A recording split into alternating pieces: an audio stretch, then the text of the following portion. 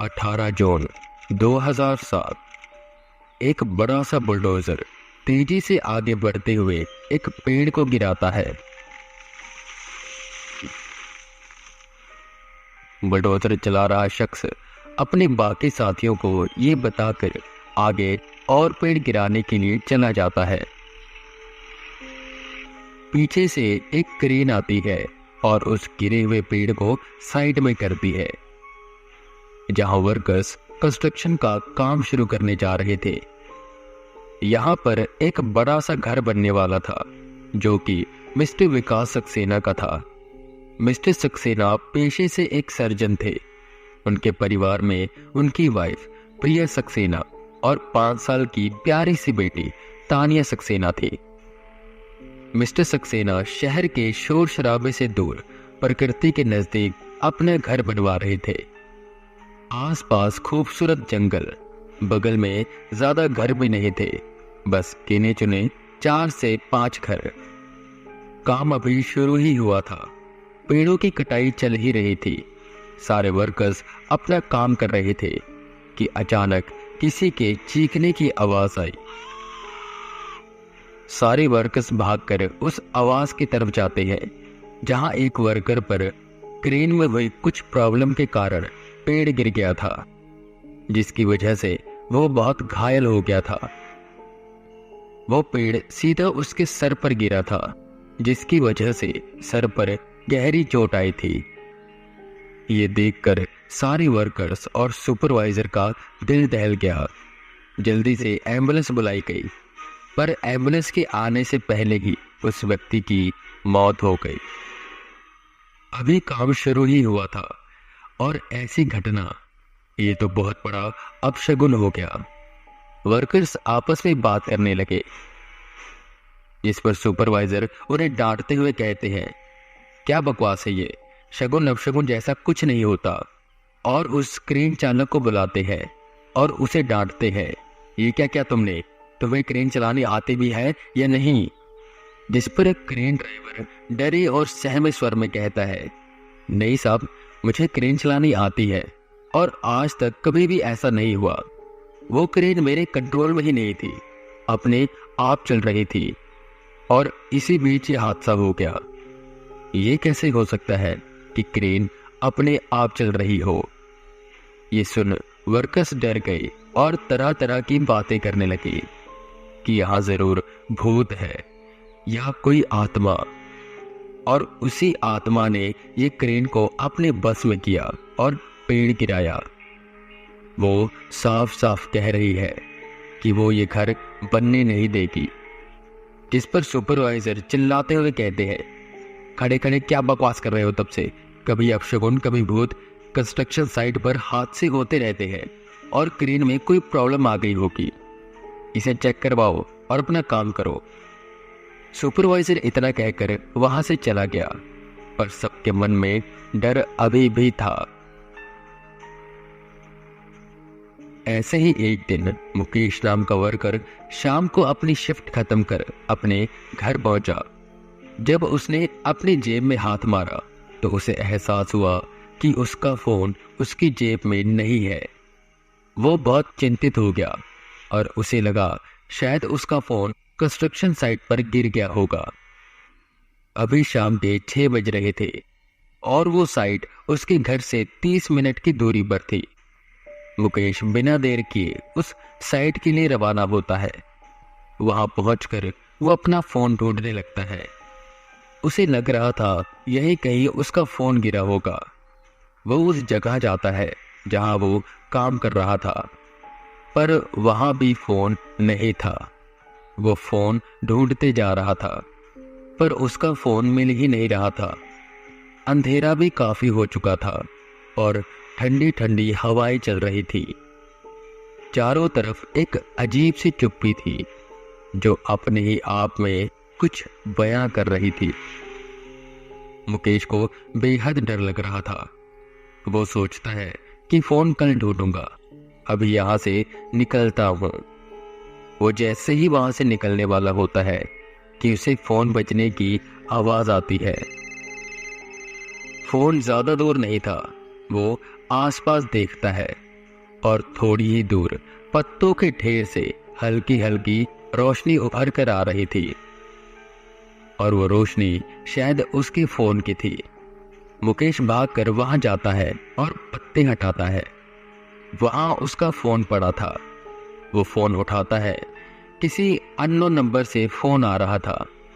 उसने call pick किया पर सामने से कोई आवाज नहीं आ रही थी। मुकेश वही खड़ा हेलो हेलो कर रहा था कि तभी अचानक उसे ऐसा लगा कि उसकी तरफ कोई भाग कर आ रहा है। मुकेश एकदम से पलटा पर वहां कोई नहीं था। अंधेरा काफी हो चुका था। बस जो हल्की हल्की रोशनी आ रही थी वो चांद से आ रही थी। मुकेश आसपास देखता है। जहां का माहौल अब बहुत डरावना लग रहा था। वो वहां से निकलने की सोचता है और अपने कदम आगे बढ़ाता है। पैरों से मसलते हुए पत्तों की आवाज उस चुप्पी को तोड़ रहे थे। इसी के साथ उसे अपने पीछे से आ रही कदमों की आवाज सुनाई देती है। वो पीछे की ओर नहीं मुड़ता और सीधा सीधा चलता रहता है और कदमों की आवाज आती रहती है। वो जैसे ही रुकता आवाज भी रुक जाती। मुकेश को बेहद डर लग रहा था। वो ये सोच रहा था कि आखिर कौन उसका पीछा कर रहा है। वो भगवान का नाम लेकर पीछे की ओर मुड़ता है। जहां उसे उससे थोड़ी ही दूर एक बच्ची खड़ी दिखाई देती है। मुकेश को समझ नहीं आता कि इस वक्त बच्ची यहां क्या कर रही है। वो उससे पूछता है कौन हो तुम और यहां क्या कर रही हो। जिस पर वो बच्ची कुछ नहीं कहती। मुकेश को लगता है यही बगल के गांव की होगी और वो वहां से जाने लगा कि तभी फिर उसे एहसास होता है कि कोई उसके पीछे पीछे आ रहा है।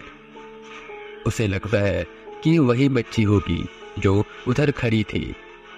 जैसे ही मुकेश मुड़ता है वो देखता है कि वो बच्ची अभी भी वहीं खड़ी है जहां वो पहले खड़ी थी। तो ये किसके कदमों की आवाज थी? मुकेश कुछ समझ नहीं पाता। वो अपने कदम पीछे की ओर करता है कि तभी उसे बच्चे के हंसने की आवाज आती है।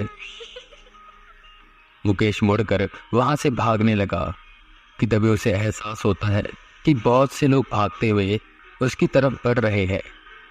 मुकेश और जोर से भागता है कि तभी कोई अदृश्य शक्ति उसका पैर पकड़ती है और वो नीचे गिर जाता है। वो आसपास देखता है पर वहां कोई नहीं था। मुकेश का डर से बुरा हाल हो चुका था। वो फिर उठता है और भागने लगता है कि तभी वो बच्ची एकदम से मुकेश के सामने आती है और अगले दिन मुकेश काम पर नहीं आता। उसके दोस्त उसका फोन ट्राई करते हैं। रिंग जा रही थी पर कोई फोन नहीं उठा रहा था। शाम के वक्त घर जाते हुए वर्कर्स मुकेश के घर के पास से गुजरते हैं पर उसके घर में ताला लगा था। आखिर कहाँ गया मुकेश, ये किसी को पता न चला। क्या हुआ मुकेश के साथ और कौन थी वो बच्ची? काम जारी रहा और कुछ वक्त तक काम बहुत आराम से होता रहा कि फिर से किसी न किसी के गायब होने की, किसी न किसी के काम छोड़कर चले जाने की खबरें आने लगी। सुपरवाइजर बहुत चिंतित हो गए। अगर ऐसे ही काम होता रहा तो ये घर जल्दी बन नहीं पाएगा और उन्हें ये काम जल्द से जल्द खत्म करना था। इसके लिए उन्होंने काम की रफ्तार बढ़ाई और वर्कर्स की संख्या भी, इस उम्मीद से कि काम जल्दी खत्म हो जाएगा। पर तब भी ये सिलसिले रुके नहीं और हादसे और ज्यादा बढ़ने लगे। अब तो ये भी शिकायतें आने लगी कि उन्हें अजीब अजीब सी आवाजें सुनाई देती है। कभी किसी के रोने की आवाजें तो कभी हंसने की और ज्यादातर किसी बच्चे की आवाज़ें। और बहुत बार वर्कर्स ने एक बच्चे को साइट पर भी देखा, जिसपे सुपरवाइजर ऐसी अफवाह फैलाने के लिए उन्हें डांटते हैं और कहते हैं हादसे तो हर साइट पर होते हैं, बस काम पर ध्यान दो और लापरवाही मत करो। और रही बात बच्ची की, तो आस पड़ोस की होगी या बगल में जो गांव है वहां से आती होगी, इतना डरो मत। इतना कहकर सुपरवाइजर वहां से चले जाते हैं, चाहे वो दूसरों को समझा रहे थे कि डरो मत, पर खुद भी उन्हें डर लग रहा था, क्योंकि ये सब चीजें उन्होंने भी महसूस की थी। वो सोचते हैं कि इस बारे में उन्हें मिस्टर सक्सेना से बात करनी चाहिए। वो सीधा अब मिस्टर सक्सेना से मिलने जाते हैं और साइट पर हो रही सारी बातें बताते हैं और समझाते हैं कि ये जगह हॉन्टेड है। इस पर मिस्टर सक्सेना हंसते हुए कहते हैं, मैं इन सब बातों में नहीं मानता, मैं पेशे से एक सर्जन हूँ और तुम सोचते हो कि इन सब बकवास और बेबुनियाद बातों से मैं डरूंगा?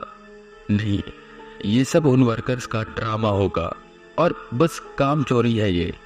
तुम जितना जल्दी हो सके इस घर को बनवाओ। जिसके बाद सुपरवाइजर वहां से चले जाते हैं और काम को जारी रखते हैं। इन हादसों की वजह से काम चाहे देरी से हो रहा था, पर काम को रोका नहीं गया और ये घर 3 सितंबर 2010 को बनकर तैयार हो गया। कुछ वक्त के बाद सक्सेना फैमिली भी वहां शिफ्ट हो गई। इस घर में वो सब बहुत खुश थे, न शहर का शोर शराबा और ना वहां की पोल्यूटेड हवा। सुबह सुबह चिड़ियों की मीठी आवाजें, ताजी हवा और हवा की वजह से पत्तों के टकराने की आवाजें सुबह बेहद शांति और आनंद से होती थी उनकी। उनके पड़ोसी भी बहुत अच्छे स्वभाव के थे। उनसे सक्सेना फैमिली के अच्छे रिलेशन बन गए। उनके घर से थोड़ी ही दूर एक गांव था, जहां के लोग भी बहुत अच्छे थे और उस गांव के बच्चे कभी कभी उनके घर के पास बने छोटे से मैदान में खेलने आते थे, जिनके साथ तानिया और आस पड़ोस के बच्चे भी खेलते थे। नए घर में आने के बाद उनकी जिंदगी में एक सुकून और शांति सी आ गई थी। ऐसे ही कुछ दिन बीत जाते हैं। शाम के वक्त तानिया और बाकी बच्चे खेल रहे थे कि उनमें से एक बच्चा अरुण सबसे कहता है कि चलो आज जंगल की तरफ जाते हैं। जिस पर जो बच्चे बगल के गांव से आते थे वो मना करते हुए कहते हैं, उस जंगल में जाना अच्छा नहीं, हमारे मम्मी पापा ने हमें मना किया है और कहा है वहां बहुत खतरा है। जिस पर तानिया पूछती है, कैसा खतरा? बच्चे डरते हुए बताते हैं कि उस जंगल में एक बच्ची की आत्मा रहती है और जो भी उस जंगल में जाता है वो कभी लौट कर वापस नहीं आता। जिस पर तानिया बेहद डर जाती है और अपने घर चली जाती है। तानिया के पापा घर में सोफे पर बैठे टीवी देख रहे थे। तानिया उनके पास जाती है और जंगल वाली सारी बात बताती है। मिस्टर सक्सेना अपनी बच्ची के चेहरे पर डर साफ साफ देख पा रहे थे और वो चिंतित हो जाते हैं कि अगर उन्होंने अभी तानिया के मन से डर ना निकाला तो ये डर उसके मन में बैठ जाएगा, जो कि सही नहीं है। तो वो तानिया को समझाते हुए कहते हैं, नहीं बेटे, ऐसा कुछ नहीं है। उनके मम्मी पापा उन्हें जंगल में इसलिए नहीं जाने देना चाहते होंगे क्योंकि वहां वो गुम सकते हैं और इसलिए उन्होंने ऐसी कहानी बनाई ताकि वो डर जाएं और उस जंगल की तरफ ना जाएं। तानिया, तुम डरो मत। देखो, अभी तुम्हारे पापा उस जंगल में जाएंगे और देखेंगे कि वहां भूत है या नहीं। इतना कहकर वो सोफे से उठते हैं और बैकयार्ड की तरफ जाने लगते हैं। तानिया उन्हें रोकती है, पर उसके मन से डर भगाने के लिए उनका जाना जरूरी था। तानिया के पापा बैकयार्ड में आते ही देखते हैं कि जो जंगल सुबह सुबह इतना सुंदर लगता है, वही सूरज के छुपने के बाद कितना डरावना हो जाता है। खैर, वो अपने बैकयार्ड में जाते हुए छोटा सा दरवाजा खोलते हैं जो उनकी बैकयार्ड और उस जंगल को जोड़ता था, और वो जंगल की तरफ बढ़ने लगते हैं। अपने फोन की फ्लैशलाइट की मदद से वो आगे बढ़ते जा रहे थे। अभी रात हुई नहीं थी, पर फिर भी जंगल में काफी अंधेरा था, और इसी अंधेरे के साथ एक अजीब सा सन्नाटा चारों तरफ छाया हुआ था। कुछ कदम चलने के बाद वो मुड़ते हैं और अपने घर की तरफ बढ़ने लगते हैं। जैसे ही वो अपने बैकयार्ड के करीब पहुंचते हैं कि उन्हें अपने पीछे से किसी की आहट सुनाई देती है। वो पीछे मुड़ते हुए अपने फ्लैशलाइट की मदद से इधर उधर देखते हैं, पर वहां कोई नहीं था। उन्हें लगता है कि शायद कोई जानवर होगा, और जैसे ही वो अपने घर की तरफ मुड़ने लगते हैं, वो देखते हैं एक कुआं, और उसी कुएं के पास एक छोटी सी झोपड़ी जो कि आधी टूट चुकी थी। वो सोच में पड़ जाते हैं कि उनके घर के इतने करीब एक कुआं और टूटी हुई झोपड़ी है, और उन्होंने आज तक इसे देखा ही नहीं। खैर, होगा कुछ, ये सोचते सोचते वो अपने बैकयार्ड का दरवाजा खोलते हैं और अपने घर में दाखिल होते हैं, जहां तानिया और उनकी पत्नी उनका इंतजार कर रही थी। तानिया अपने पापा को देखते ही उनकी तरफ दौड़ते हुए जाती है और उन्हें हक कर लेती है। मिस्टर सक्सेना भी तानिया को गोद में उठाते हैं और ये कहते हैं, देखा, मैंने कहा था ना, वो जंगल में कोई बच्ची का भूत नहीं है। वो बच्चे तो कह रहे थे कि जो भी वहां जाता है कभी वापस नहीं आता, पर देखो, मैं आ गया ना। पर इसका मतलब ये नहीं कि तुम अब उस जंगल में जा सकती हो। तुम उस जंगल से दूर रहोगी और घर के आसपास ही खेलोगी।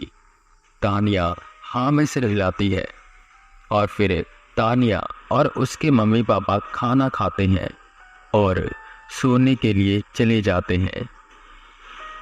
पर क्या सच में उस जंगल में कोई बच्ची का भूत नहीं है? और क्या था वो रहस्यमय कुआं और आधी टूटी झोपड़ी?